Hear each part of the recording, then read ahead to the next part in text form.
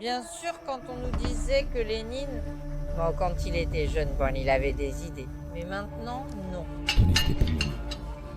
Merci beaucoup. Bon appétit. Merci beaucoup. Comment est la vie ici? Qu'est-ce qui diffère de Moscou? Moscou n'est pas la Russie, c'est un autre pays. Vous voulez une empanade à maison, jeune homme? Empanada, qu'est-ce que vous avez là? Vous en avez au fromage blanc? À la pomme de terre, choux, riz et œufs. Montez vite ou le train partira sans vous. Allons-y. Salutations depuis Moscou et bienvenue dans une nouvelle vidéo, cette fois-ci depuis la gare de Kazan. Je vais à Ulyanovsk, même si je ne sais pas si je l'inclurai dans la même vidéo. En fait, je vais prendre un train maintenant, un train en coupé, pas mon cher Platzkart auquel je suis habitué, mais un coupé qui sont des compartiments séparés et je vais le faire dans un à 2 étages. En plus, c'est l'un des plus modernes, un Firminy Poyest. Le voici, c'est comme ça qu'il ressemble. Le trajet va jusqu'à Kazan, ça prend environ 12 heures et voilà, pas besoin d'en dire plus, allons-y. Au début du XXe siècle, un monde industrialisé et mondialisé évolue au rythme des guerres, révolutions, avancées scientifiques, technologiques et de profonds changements sociaux. Après 2 siècles d'industrialisation, le prolétariat s'est affirmé comme classe dans la plupart des pays industrialisés. Les mauvaises bonnes conditions de travail et la montée du grand capital, incarné par des magnates toujours plus riches et puissants, ont facilité la diffusion des idées présentées par Karl Marx et Friedrich Engels dans le le manifeste du Parti communiste, en 1848. Cependant, contrairement à ce que certains de ces penseurs avaient prévu, la première grande révolution des idées communistes n'a pas eu lieu dans les économies bourgeoises industrialisées, mais dans l'empire russe des tsars. L'Empire russe, qui au cours des siècles précédents s'était étendu par des conquêtes et des expéditions jusqu'à devenir le plus grand pays du monde, englobait des territoires de la Finlande, de la Pologne, de l'Ukraine, du Caucase, de l'Arctique, d'une grande partie de l'Asie centrale et même de l'Alaska.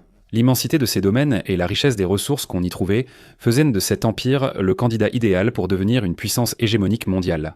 Ce que d'autres puissances contemporaines voyaient en temps d'un œil méfiant. Le pouvoir et les richesses des tsars et de la haute noblesse ne cessaient d'augmenter. Parallèlement, l'inégalité avec la classe prolétaire urbaine et les agriculteurs ruraux s'accentuait. La défaite contre le Japon en 1905, suivie de l'entrée dans la Première Guerre mondiale, avec ses millions de morts et la famine, a déclenché un processus révolutionnaire menant à la création de l'Union des républiques socialistes soviétiques, ou Union soviétique. Dans cette série de vidéos, nous traverserons l'Oural, frontière traditionnelle entre l'Asie et l'Europe, afin de mieux comprendre le déclin des tsars et l'essor du communisme. Je visiterai la ville où Lénine a grandi et l'endroit où les bolcheviks ont mis fin à la famille impériale, scellant ainsi le destin d'une nation. Je parcourrai les principaux centres industriels de l'Oural et je parlerai avec ses habitants, cherchant à mieux comprendre comment est la vie dans ces endroits si éloignés et méconnus pour la plupart d'entre nous. Bonjour.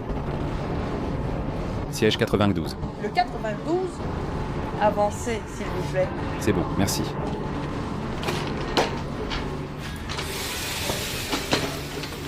Bonjour. Bonjour.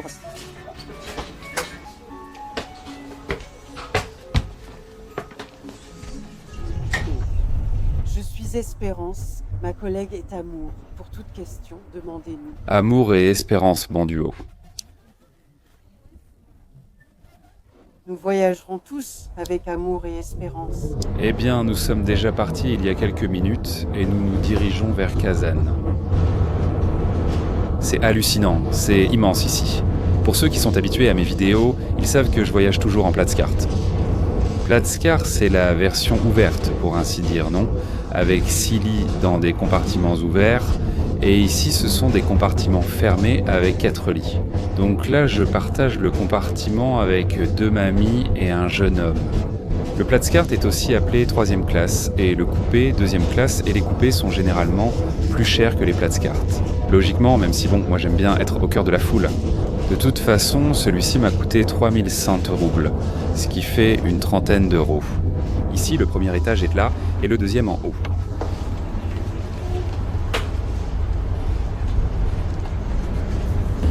Allons au wagon-restaurant pour découvrir.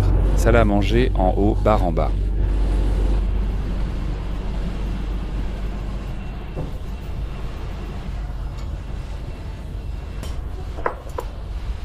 Eh bien, le voici. Le petit tanka, une petite salade et le steak russe à la mode de Kiev, qui pour ceux qui ne le savent pas, est un steak russe, mais pané et farci. Il y a aussi du beurre à l'intérieur et des petits légumes. Personnellement, j'adore ça. À votre santé. C'est brûlant.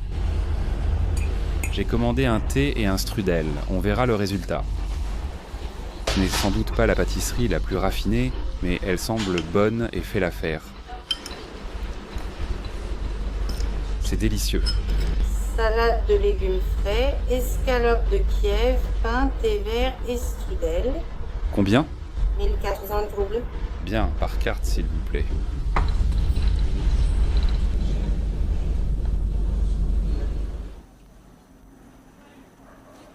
Un arrêt technique avec Ofka. Ça sent le pain et la forêt.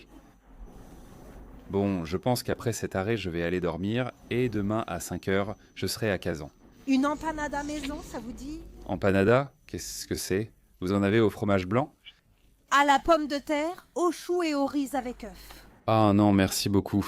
Montez vite ou le train partira. Allons-y. J'arrive. Achète d'ici si tu veux. Et aussi des saucisses. Comme toujours, les mamises sont là pour vendre.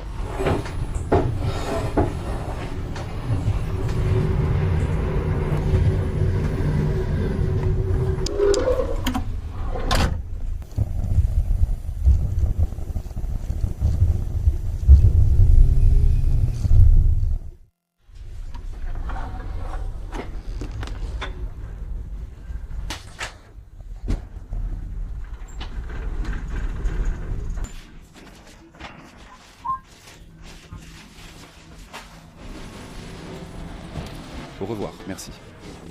Voilà, le train part. Vitalmas, c'est son nom. Chaque train a un nom, au cas où cela vous intéresse.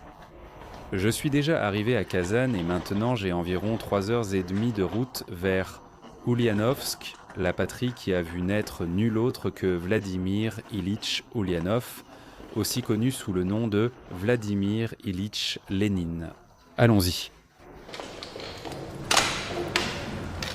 Regardez ici, à la sortie de cette gare de Kazan, je tombe sur quelque chose que je rencontre de plus en plus souvent. À travers la Russie, c'est un monument dédié à la ville pour sa performance pendant la Seconde Guerre mondiale. Dans ce cas, elle reçoit le titre de ville du courage au travail. Tout comme à Vorkuta, qui a également joué un rôle essentiel avec ses mines de charbon, envoyant du charbon au front, Kazan a fait de même avec ses usines. Kazan a été déclarée ville du courage au travail en 2020. Vous pouvez voir différentes images de travailleurs, d'ouvriers, d'étudiants avec l'inscription « Tout pour le front, tout pour vaincre l'ennemi ». Ici, sur une petite plaque à côté, il est écrit entre autres choses que plus de 600 types d'armes ont été produits. On y a également produit les avions PE2, PE8 et I2. Et beaucoup d'autres choses encore. Et qu'en 1984, la ville a reçu l'ordre de Lénine.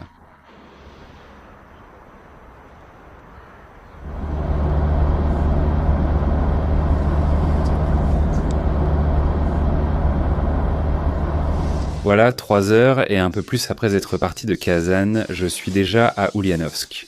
Plus précisément sur la place Lénine numéro 1, un immense mémorial qui se trouve ici, c'est une salle de concert. Je suis sur la place Lénine, là où Lénine est né. En traversant ce bâtiment, on trouve la maison où il est né et où il a vécu quelques années. Je vais y aller maintenant. Et là, derrière moi, il y a aussi la Volga, l'immense fleuve Volga. Voici à quoi ressemble la place Lénine dans la ville où Lénine est né. Ulyanovsk s'appelait auparavant Simbirsk, mais lorsque Lénine est mort en 1924, ils l'ont renommé Ulyanovsk. Il s'appelait Ulyanov, même s'il a ensuite changé son nom pour Lénine. Et ici, en pleine place Lénine, vous avez la faculté de pédagogie, si je ne me trompe pas. Regardez, avec le petit train des enfants avec Noupagadi, c'est le loup de Noupagadi, d'un dessin animé typiquement soviétique. Et ici, à côté de l'université, vous avez une affiche qui dit « Un vrai travail pour de vrais hommes ». À partir de presque 3,5 millions de salaires la première année, 850 000 roubles de prime unique rien qu'en signant le contrat et à partir de 210 000 roubles par mois de salaire. Et le voici. La Volga. Ce fleuve est impressionnant, on dirait directement l'entrée de la mer. Voici la vue que Lénine avait quand il était enfant, quand il jouait petit. Pas mal, hein? Aujourd'hui, il y a un parc qui s'appelle le Parc de l'amitié des peuples. Justement en l'honneur aussi de ces idées que Lénine avait d'unir tous les peuples contre le capital des bourgeois. Il y a d'énormes lettres taillées dans des buissons qui forment le nom Lénine et qui regardent précisément vers la nouvelle ville d'Ulyanovsk. Ici, c'est la vieille ville, là-bas la nouvelle.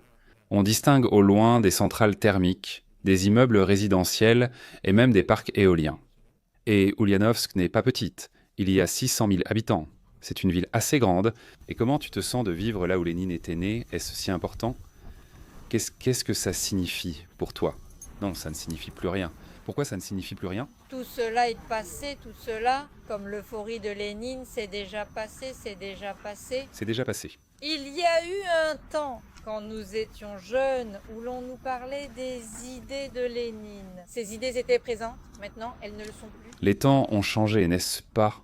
On ne parle plus autant de lui que de l'Union soviétique. Pas du tout, on en parle à peine. Avant, c'était le cas sous l'Union soviétique. Oui, ils en parlaient tout le temps. Pour son centenaire, ils ont fait quelque chose. C'était quand? Oui, mais ça c'était il y a longtemps. 50, 60 ans se sont déjà écoulés depuis l'anniversaire. Il n'y a pas cette euphorie autour de Lénine. On ne se souvient pas de lui. Les jeunes ne s'en souviennent pas, n'est-ce pas? Ce n'est pas qu'ils ne s'en souviennent pas, c'est qu'ils ne le connaissent même pas. Comment ça, non? Il y a encore des excursions sur Lénine. Mais qu'est-ce qu'on y fait? Oui, d'accord. Et alors? Ils parlent un peu et c'est tout. Comme on dit, ça leur rentre par une oreille et ça ressort par l'autre. Il me semble que non. Et vous? Je ne sais pas, c'est l'impression que ça me donne. Et vous, pensez-vous qu'il serait important que ce sentiment envers Lénine revienne? Ce serait important que ça revienne? Pour moi, ce n'est pas si important que ce sentiment revienne. Et ça, c'est déjà du passé. Tout cela est déjà passé. Nous avons déjà traversé ce moment historique et nous n'aimons pas y revenir. Parce qu'il y a aussi eu quelques problèmes avec Lénine et avec ses idées. Oui, bien sûr. Est-ce que tout ce qu'il a fait était correct? Ça, c'est une autre question. Oui. Maintenant, je me dirige vers la maison où Vladimir Ilitch Lénine a vécu ses premières années.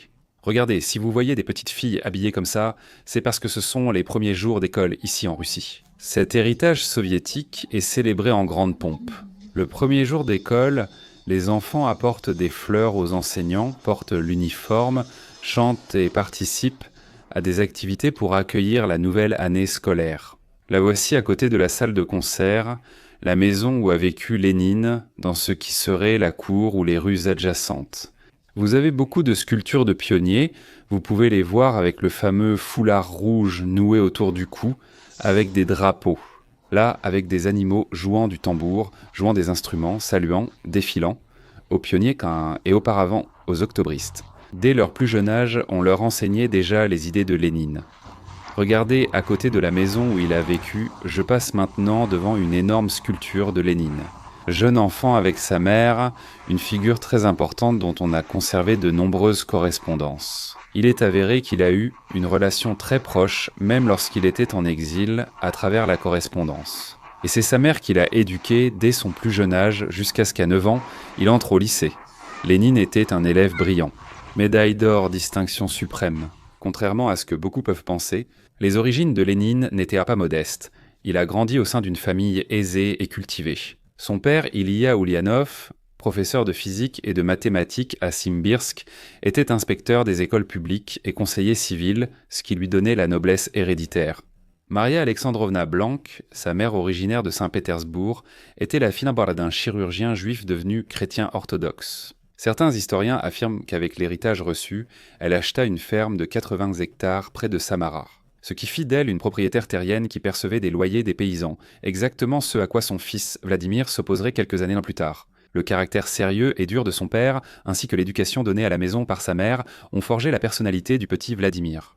Enfant talentueux et intelligent, il a obtenu d'excellents résultats à l'école, ce qui témoignait de sa personnalité travailleuse et studieuse. La mort précoce de son père en 1886 et l'exécution de son frère aîné Alexandre en 1887 pour fabrication de bombes révolutionnaires ont bouleversé la famille et éveillé chez lui l'esprit de révolte. À 16 ans à peine, selon la dame de l'entrée, Vladimir est sonné dans une maison en bois que je n'ai pu visiter car en travaux, mais qui existe toujours entre les colonnes de l'auditorium de la place Lénine. La famille étant nombreuse, elle a emménagé dans une autre maison, à quelques mètres de l'ancienne, où ils sont restés 4 ans avant de déménager encore. À l'intérieur de la maison-musée, on voyait des photos de famille, des objets de personnel, un jeu d'échecs et d'autres jouets d'enfance. Voici à quoi ressemblait le premier étage, le rez-de-chaussée de la maison que la famille Oulianov louait. Ils vivaient au 2e étage, où ils ont emménagé après la naissance de Lénine, Vladimir. Cet étage était occupé par la propriétaire de la maison et par d'autres personnes. Il y avait 27 000 habitants auparavant. Quand les Oulianov vivaient ici, il y avait environ 640 000, 650 000 personnes qui vivaient dans cette maison, plus ou moins. Notre ville occupait la 45e place en termes de population. C'était une ville noble, on l'appelait la noble du Volga. Parce qu'ici vivaient les nobles de la lignée la plus ancienne et, en ce qui concerne leur nombre, il y avait plus de nobles dans notre ville que dans n'importe quelle autre localité. Voici une vue panoramique de ce à quoi ressemblait Oulianovsk, rempli d'églises. C'est ici que Lénine a été baptisé. Le fait est qu'en 1930, toutes les églises ont été détruites. D'après la guide, voici la maison où Lénine est né, visible encore aujourd'hui. Bien que la famille ait grandi, ils ont ensuite déménagé ici, puis ici, où je me trouve maintenant. Et c'est ici qu'ils ont vécu pendant 4 ans et demi, jusqu'à ce qu'ils déménagent dans une autre maison, car celle-ci était proche de la prison, du pénitencier. Ils ont beaucoup déménagé au cours de leur vie parce que la famille s'agrandissait. Et puis finalement, ils ont acheté une maison dans la rue Moskovskaya, mais tout cela, ils le louaient. Le guide explique qu'un grave manque de logement a suivi un énorme incendie, ayant détruit toutes les maisons de la rue principale.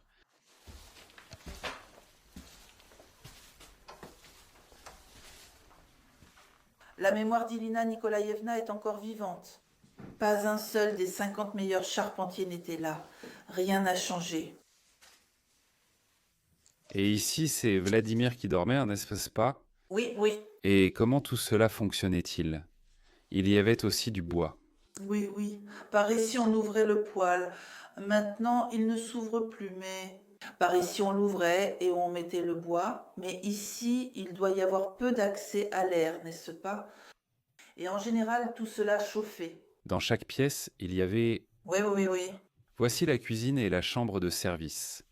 La guide nous a dit ce que je ne savais pas, que la famille avait ce qu'on appelle aujourd'hui une employée de maison, qui a vécu avec eux pendant 20 ans et aidé Maria Alexandra, la mère, à élever les enfants.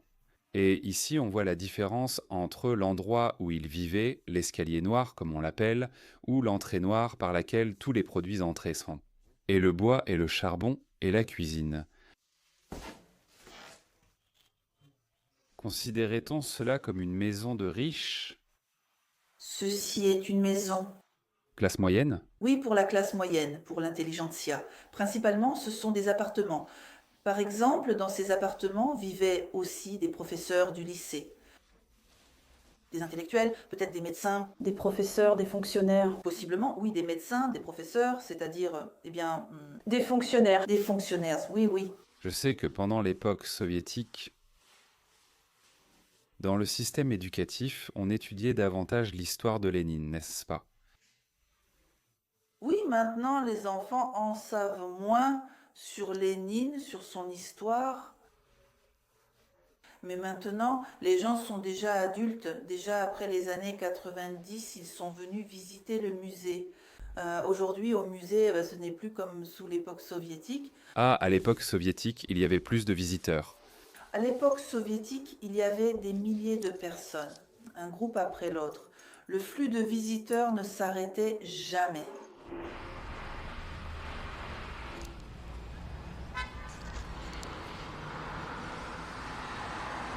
Nous sommes venus maintenant manger quelque chose dans un endroit typique, un menu du jour. Je vais vous montrer ma commande. Une kroska avec du kvass et du kvass à boire. D'habitude, je prends la kroska avec du kéfir, un produit laitier, mais ils la font aussi avec du kvass. C'est une soupe froide aux légumes et radis.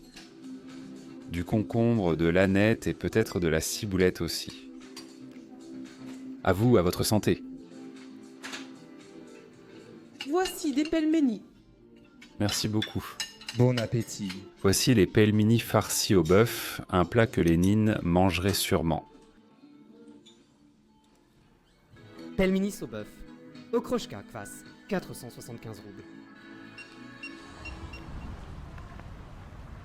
Je viens d'entrer dans la réserve de l'enfance de Vladimir Lénine. Les Druzes où il a grandi jusqu'à l'âge de 16 ans sont restées à peu près comme elles l'étaient à l'époque, avec des maisons en bois, comme ces petites maisons en bois. Vous pouvez voir ici les types de cadres de fenêtres très typiques de l'époque, magnifiques, qui étaient souvent peints en couleurs ou ornés de reliefs. Et ici, enfin, vous avez la maison musée, voilà l'entrée. Mais celle-là, c'est la maison dans laquelle vivaient les Ulyanov, celle qu'ils ont achetée, et c'est écrit là-bas. Vladimir Ilitch Ulyanov-Lénine a vécu ici de 1878 à 1887, avant de partir pour Kazan, après avoir été dénoncé. Eh bien, après la mort de son père en 86 et l'exécution de son frère en 87, ils n'ont pas voulu revenir ici. Maria Alexandrovna les a emmenés tous à Kazan, où il étudierait par la suite. Je termine la mission aujourd'hui à Ulyanovsk, retourne à Kazan, puis cap sur Yekaterinbourg. Après l'exécution de son frère, la famille a déménagé à Kazan, où Vladimir serait finalement fiché par la police. Touriste accusé d'agitation politique et condamné en 1895 à 3 ans d'exil à Chouchenskoïe, Krasnoïarsk, en Sibérie. Après avoir purgé sa peine, il comprit qu'il serait impossible de poursuivre son activité révolutionnaire en Russie et décida de choisir l'exil, qui durerait 17 ans. Il a vécu à Londres, Munich, Paris et Zurich, se consacrant notamment à l'édition de Iskra, le journal des émigrés socialistes russes. Vers 1901, il changea son nom de Vladimir Ulyanov à Vladimir Lénine. Et peu après, en 1903, il prit l'importance nécessaire au sein du Parti ouvrier social-démocrate de Russie et s'imposa comme le leader de la faction bolchevique. Pendant près de 2 décennies d'exil, il réussit à survivre grâce aux virements que lui envoyait sa mère, qui recevait à son tour l'argent des loyers de terre et de sa pension de veuve. Son heure arriva en 1917 après avoir manqué la révolution de février qui força l'abdication du tsar Nicolas II car il était alors bloqué en Suisse. L'Empire allemand, adversaire de la Russie durant la Première Guerre mondiale, le renvoya en Russie avec 30 autres bolcheviks. C'est dans le fameux wagon plombé, un train qui traversa le territoire ennemi, qu'ils furent quand Hillary Harten le conduit jusqu'à la gare de Finlande à Petrograd, l'actuel Saint-Pétersbourg. Son but était de déstabiliser l'Empire russe et de le faire quitter la guerre. En octobre de la même année, avec Lénine en Russie, la révolution bolchevique éclata, déclenchant la guerre civile. Un affrontement acharné qui mènerait la société russe à l'épuisement dans les années à venir.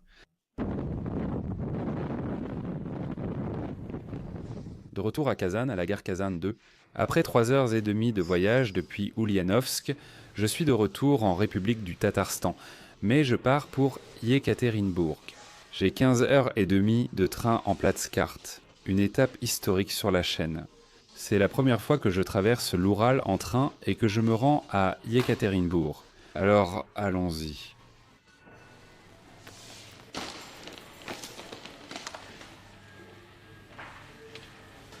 Bonjour. Qu'est-ce que vous avez à emporter? Est-ce qu'il y a des empanadas? Nous avons boulangerie, plats principaux et accompagnement. Que désirez-vous? Oui, des produits de boulangerie à emporter. Prenez un sac alors. Oui, c'est bon, merci. Je vais prendre quelque chose à manger pour le voyage, qui dure 15h30, comme je l'ai dit, et je crois qu'il n'y a pas de wagon-restaurant. J'espère qu'il y aura une douche, mais j'en doute beaucoup. Ici, ce sont les samsas typiques, si je ne me trompe pas. C'est à la viande. C'est bien à la viande, n'est-ce pas? Elles sont toutes à la viande? Oui. Très bien, il faut toujours une salade de concombre marinée. Est-ce que ce serait possible à emporter aussi? Oui. Très bien, le filet de poulet aussi. À emporter? Oui, à emporter. Avec du sarrasin à emporter. Tout à emporter. 315 roubles. Eh bien voilà. Poulet, samsa, griechka et cornichons marinés infaillibles. 3,15 €, c'est donné. Le voici, le train dans lequel je vais monter. Je vais maintenant chercher ma voiture. Dites-moi s'il vous plaît, la voiture 27 ? Regarde comment il prépare l'élite de la classe luxe, qui sont 2 sièges par compartiment, enfin 2 lits. Ensuite, il y a le coupé avec 4 places, puis le Platzkart où tout le monde est réuni. Voici le coupé. Et encore un train énorme. J'ai eu la voiture 27, mon Dieu. Ici, les trains en Russie sont gigantesques. 26, et le suivant, c'est le mien. Ici, commençons les Platzkart.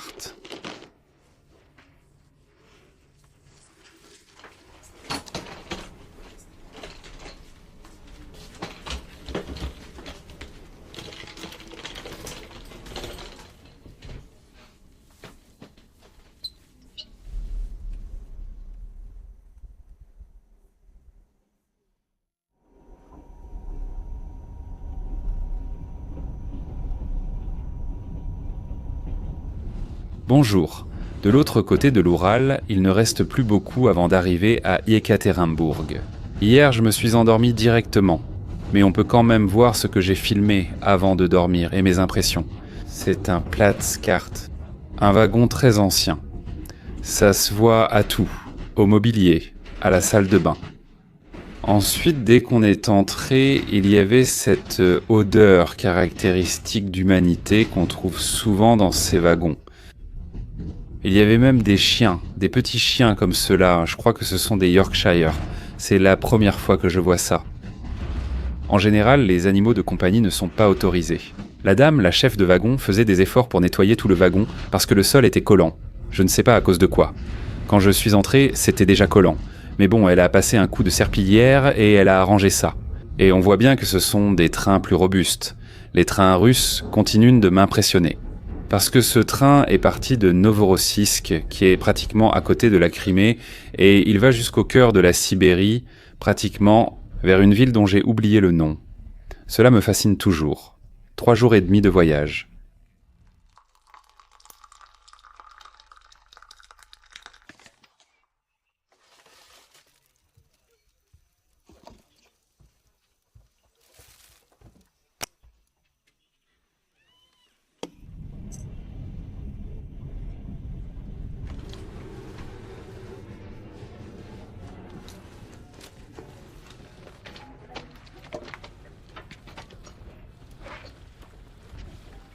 Au revoir.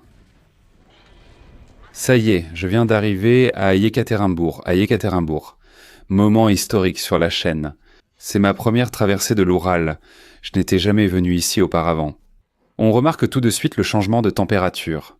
Hier, je me promenais en t-shirt à Kazan et à Ulyanovsk. Le temps est menaçant et frais, la pluie arrive.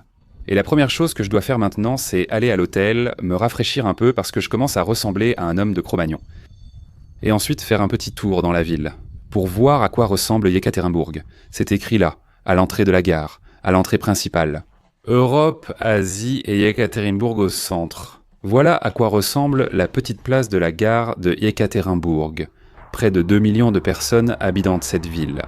Regardez ici, à l'entrée de la gare, pratiquement sur cette petite place, un monument rend hommage aux héros de la Grande Guerre patriotique, avec l'inscription « Bobo Kanjeviyasaka Odortsikona » aux héros de la Grande Guerre patriotique de 1941 à 1945, aux soldats du régiment volontaire de tankistes et aux travailleurs de l'oblast de Sverdlovsk. Et ici en dessous, il est écrit que la terre où le sang des tankistes a été versé est conservé. Des Ourals, des volontaires qui ont combattu dans les villes d'Orlon, Elbov, Prague et Berlin. Beaucoup d'usines, en plein conflit, voyant l'avancée des Allemands, ont été déplacées témoins derrière les Ourals, précisément dans ces endroits, et Yekaterinbourg a joué un rôle fondamental. C'est pourquoi ces monuments rappellent les exploits des ouvriers d'ici, des volontaires d'ici.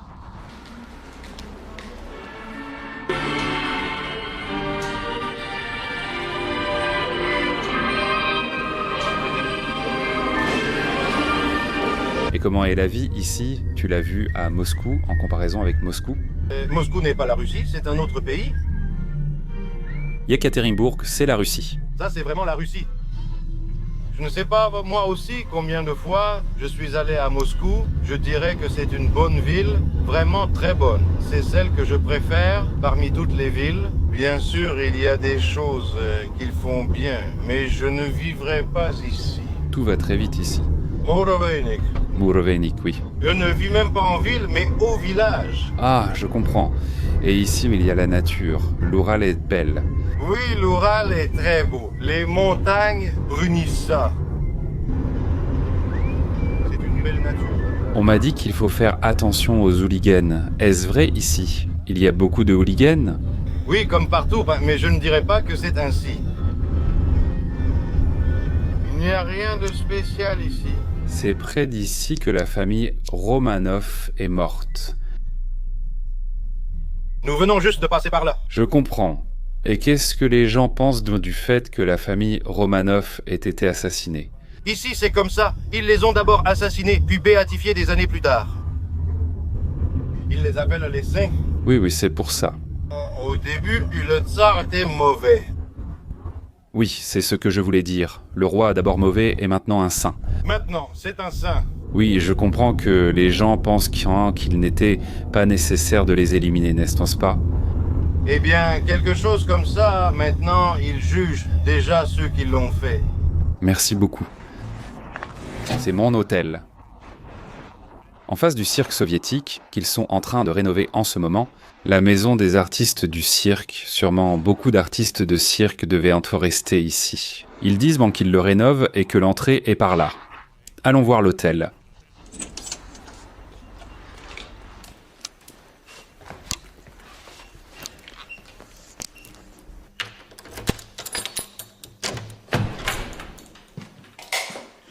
Voici la chambre où les artistes séjournaient et séjournent encore. On dit qu'il y en a encore quelques-uns du cirque. Ce n'est pas mal pour 18 €. Tu as un lit, une télévision et une table pour travailler. Oui, la salle de bain et la douche sont séparées et partagées avec 3 ou 4 autres chambres similaires. Il ne reste qu'à se préparer et poursuivre la découverte d'Yekaterinbourg.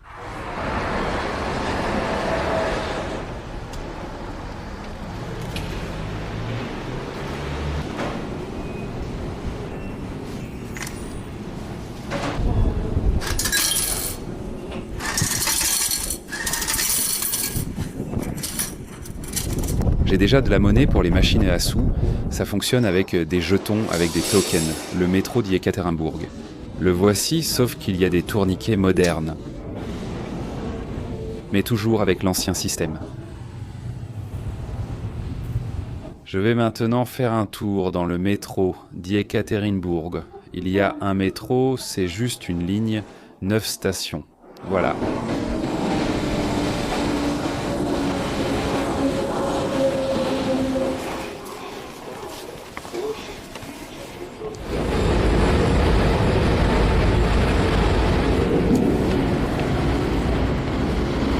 La première station est la station Uralmak. C'est l'acronyme de l'usine de machines de l'Oural, la plus grande usine de machines de toute l'Europe à l'époque de l'Union soviétique. Et qui a été un poumon économique de la ville. Vous pouvez voir la décoration, les bas-reliefs précisément, des ouvriers de ces usines qui occupent un territoire immense juste à côté de la gare. Elle a également joué un rôle important pendant la Seconde Guerre mondiale. On peut également voir des bas-reliefs d'ouvriers assemblant des chars. Beaucoup d'usines ont été déplacées dans l'Oural. Comme je l'ai déjà dit, après la guerre, elles sont restées et ont continué à fonctionner ici. La véritable Russie, comme le disait le chauffeur de taxi. Regardez, le trolleybus fonctionne encore ici, dans les rues d'Yekaterinbourg. Et les mamies veulent vendre ici leurs fleurs, leurs légumes. Qu'il pleuve ou non, il faut gagner un peu plus d'argent. Des pommes là-bas, de l'ail. En ce moment, je fais le tour de la périphérie de l'usine. Vous ne pouvez pas imaginer à quel point elle est immense. Si vous la voyez sur la carte, c'est pratiquement une ville. Ici, on voit des tuyaux dont j'ignore le contenu, et là-bas manque au fond des cheminées. C'est la première partie que l'on aperçoit d'ici de l'usine d'Uralmac. Et aujourd'hui, c'est une usine qui reste économiquement importante pour la ville. Autrefois, tous ces quartiers avoisinants, où la plupart d'entre eux accueillent les ouvriers d'ici. Ils se sont agrandis au fur et à mesure que l'entreprise grandissait. Aujourd'hui, elle se consacre à l'industrie lourde et construit notamment des réacteurs nucléaires. Bien sûr, maintenant, elle a esprit privé, voilà. Uralmac Zavod Slavim Cheloveka Truda, fondé en 1933, 90 ans.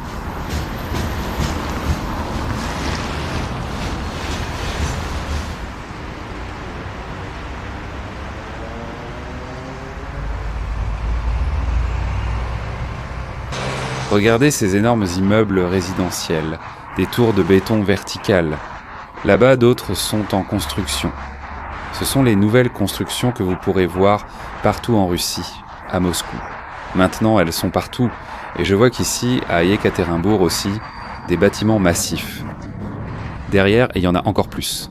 Peut-être 5000 familles, 10 000, j'exagère, dans un pâté de maisons, et ici, comparé à avant, quelle différence.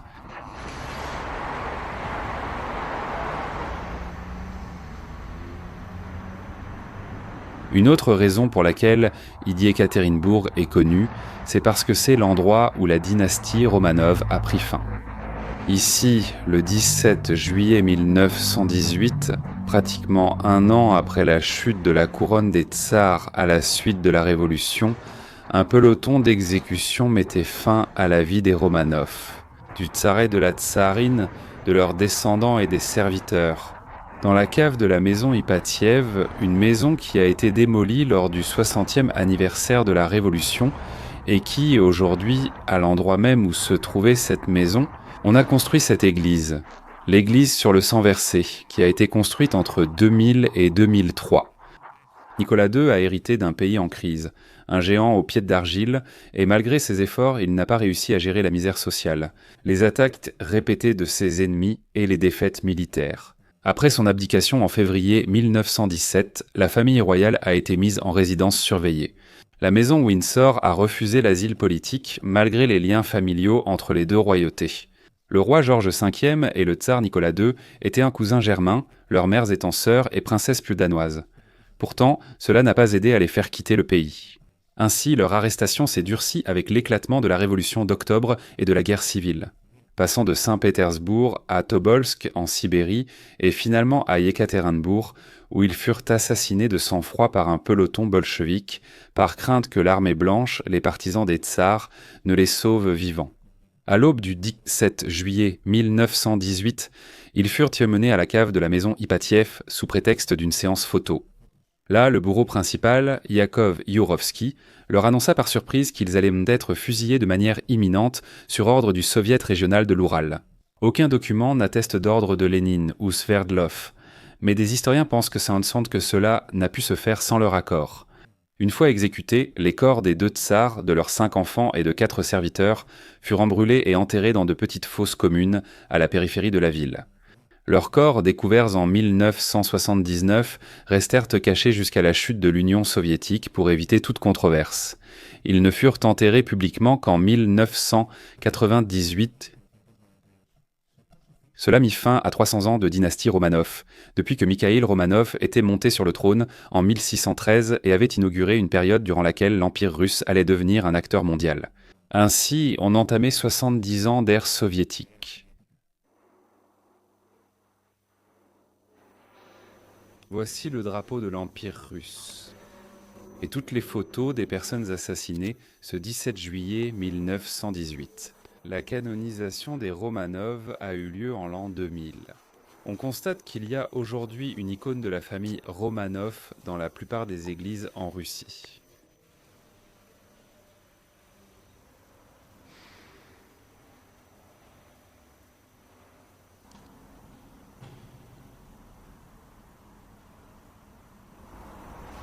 Que pense la société russe de cela?